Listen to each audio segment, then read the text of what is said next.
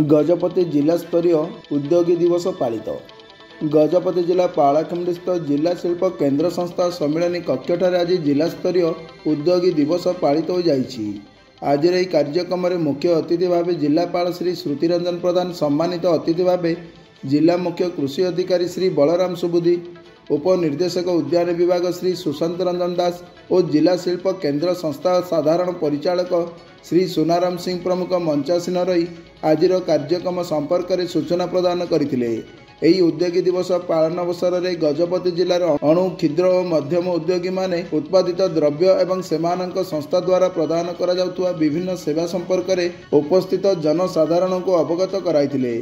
आज यह बैठक में प्रधानमंत्री निजुक्ति सृजनकारी कार्यक्रम योजना और प्रधानमंत्री अणुखाद्य उद्योग प्रक्रियाकरण वैधीकरण योजना ऋण प्रदान संबंध विषय आलोचना करा जायथिला।